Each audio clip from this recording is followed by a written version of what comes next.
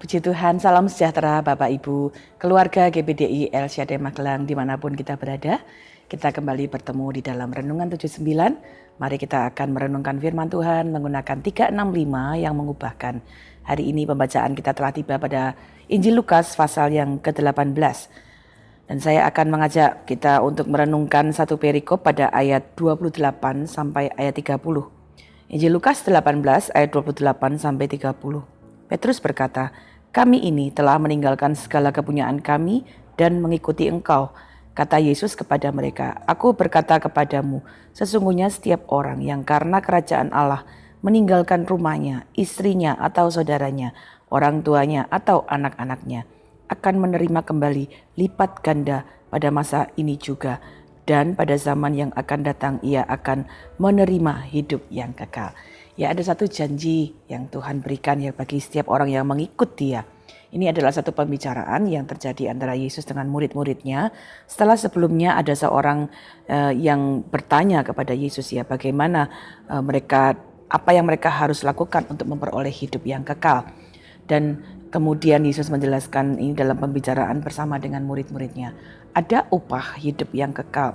Bahkan firman Allah berkata ada upah kita menerima kembali lipat ganda. Ada berkat yang berganda, berkat yang berlimpah yang dijanjikan oleh Tuhan kepada orang-orang yang mengikut Dia. Nah hari ini mari kita belajar bersama-sama tentang bagaimana kita mengikut Yesus. Apa prinsip-prinsip yang kita bisa belajar untuk mengikut Yesus? Kalau bicara tentang upah, tentunya semua orang ingin mendapatkan upah yang baik, upah yang menyenangkan, apalagi kalau itu berlipat kali ganda. Tetapi sebelum mendapat itu semua, sebelum menerima itu semua, ternyata kita harus mengikut Yesus dengan prinsip-prinsip yang sesuai dengan kehendaknya. Nah, apa prinsip-prinsip yang kita harus penuhi, ya harus ikuti di dalam kehidupan kita.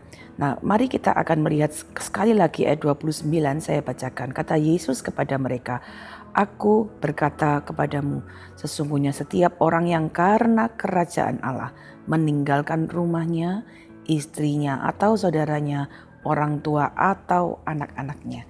Ya, mungkin ini bukan sesuatu yang mudah untuk segera kita pahami ya, karena ada hal-hal yang sebenarnya itu merupakan sebuah gambaran, sebuah hal-hal yang kemudian kita harus bisa renungkan bersama-sama. Ada bagian yang kita baca tadi pertama, meninggalkan rumahnya. Apa yang dimaksud dengan rumah? Ya, rumah ini gambaran kita meninggalkan kenyamanan.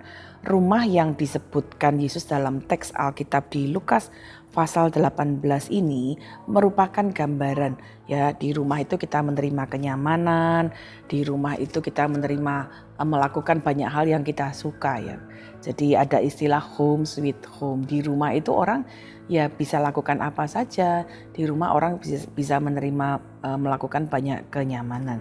Nah, Yesus sendiri pun juga suka nyaman ketika ada di rumah di rumah Maria, di rumah Marta ya. Rumah itu gambaran hal-hal yang nyaman, yang kita sukai, yang kita lakukan. Nah, apa yang membuat kita nyaman dalam hidup ini? Tentunya ada banyak hal ya. Kenyamanan itu tentunya bisa berupa mungkin kebiasaan kita, hobi kita ya, situasi-situasi yang kita nikmati ya, itu adalah hal-hal yang bisa menjadi gambaran dari kenyamanan. Nah, ada satu catatan untuk kita belajar meninggalkan kenyamanan. Kenapa? Karena mengikut Yesus ya kadangkala itu juga berhubungan dengan hal-hal kita tidak akan merasakan kenyamanan. Karena mengikut Yesus itu kita harus belajar untuk disiplin melakukan perintah Tuhan. Tidak melakukan sesuatu yang mungkin dilakukan oleh banyak orang. Ya, ketika kita harus disiplin dalam kehidupan rohani, itu sifatnya bisa mengambil kenyamanan kita. Misalnya ketika kita mungkin sebagai orang-orang ya, ketika kita berhadapan dengan konflik ya, sesuatu yang nyaman ya ketika kita mungkin membalasnya, berkata-kata yang kasar, berkata-kata yang menyakitkan. Tetapi ketika firman Allah berkata tidak, ampuni. Tidak, kamu harus berkata-kata yang baik. Jangan membalas kejahatan dengan kejahatan. Itu bisa membuat kita kehilangan kenyamanan karena bisa jadi itu bertentangan dengan sesuatu yang kita ingin atau biasa lakukan. Tetapi mari kita belajar bersama prinsip ini menjadi satu prinsip yang penting. Waktu kita berkata, Tuhan, saya mau mengikut Engkau. Tuhan, saya mau jadi orang yang percaya. Mari kita belajar prinsip firman Tuhan, petunjuk firman Tuhan ketika Tuhan berkata, taati ini, lakukan ini. Ya itu tidak mudah. Disiplin rohani, disiplin baca Alkitab, disiplin kita melakukan doa kita bisa memilih hal-hal yang kadang-kadang itu menyenangkan hati kita ya. Mungkin kita pilih, wah lebih enak melakukan hobi kita, wah lebih enak kita melakukan kesukaan-kesukaan kita, wah lebih enak kita mungkin melihat HP kita daripada baca Alkitab. Tapi mari bersama-sama kita belajar. Hari ini kita menjadi anak-anak Tuhan yang diberi prinsip-prinsip firman Tuhan. Mari kita belajar mengikut Tuhan. Tinggalkan ya menolak kenyamanan-kenyamanan yang bisa justru menjauhkan kita dari Tuhan. Jadi bukan berarti kita tidak boleh nyaman ya. Tetapi kalau kenyamanan itu membuat kita jauh dari Tuhan, membuat kita tidak mengikuti Tuhan dengan sepenuh hati, kita harus waspada.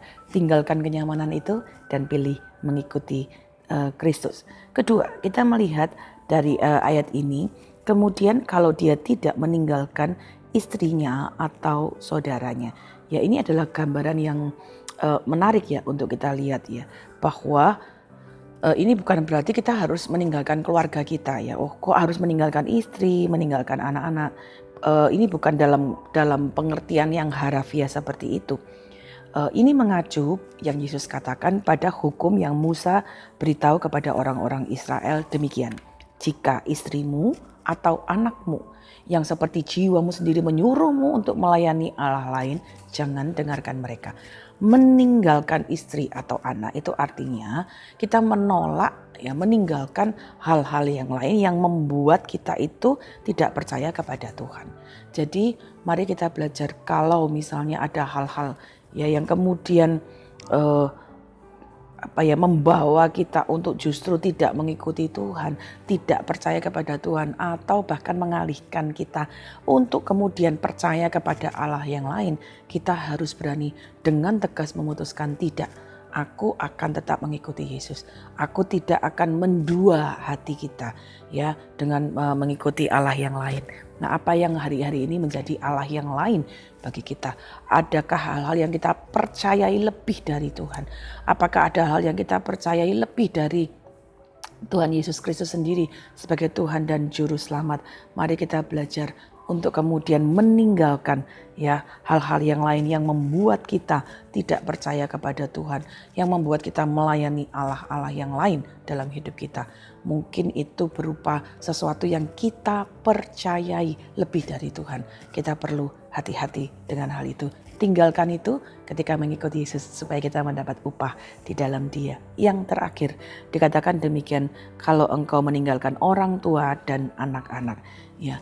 Ini adalah satu gambaran yang kita juga bisa melihat ya, orang tua dan saudara laki-laki dalam teks Alkitab yang kita baca ini adalah gambaran masyarakat ya, atau yang tempat kita tinggal, jadi seperti sebuah tindakan atau arus ya yang utama, yang besar.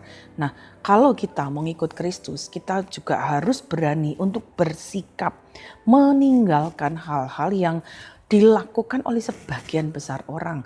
Kalau itu bertentangan dengan kehendak Tuhan, kita harus berkata tidak. Aku tidak akan mengikuti itu karena aku meninggalkan hal-hal yang mungkin dijadikan sebagian besar orang sebagai hal yang utama. mungkin hari-hari ini ya kita melihat ada hal-hal yang secara garis besar banyak orang melakukannya.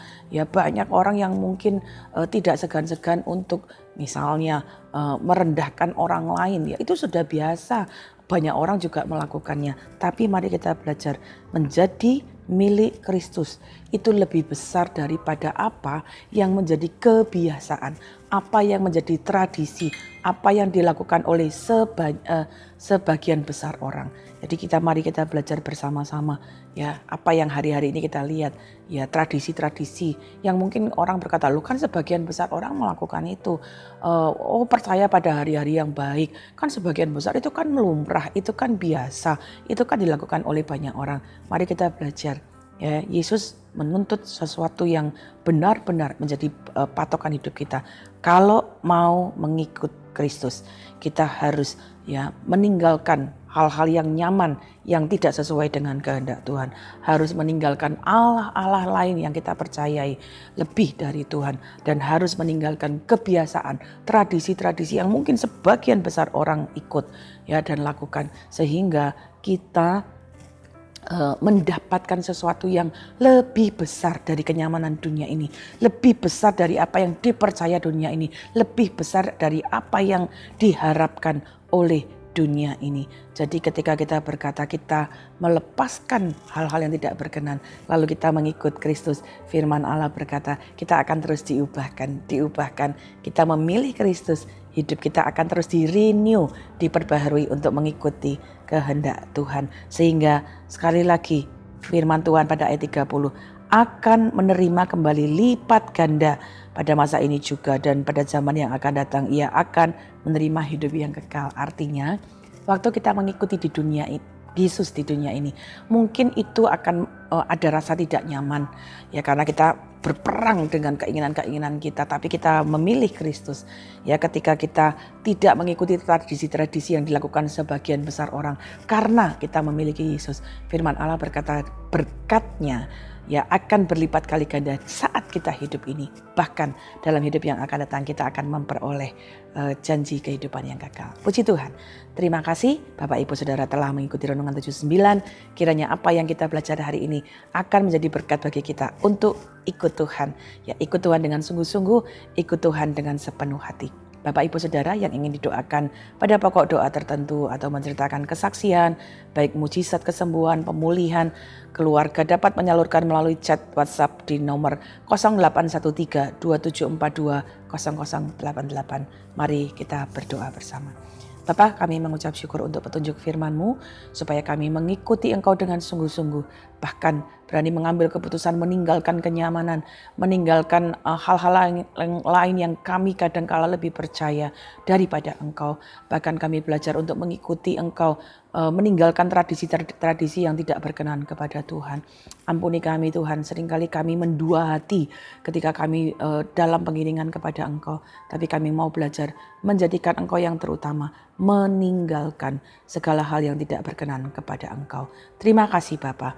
Kami berdoa berkati seluruh keluarga GPDI El Shaddai Magelang, untuk kami dapat berani mengambil keputusan meninggalkan hal-hal yang tidak berkenan kepadamu.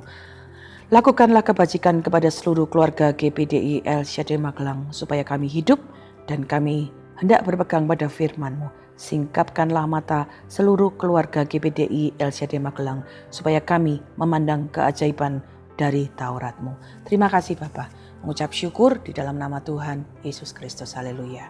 Amin.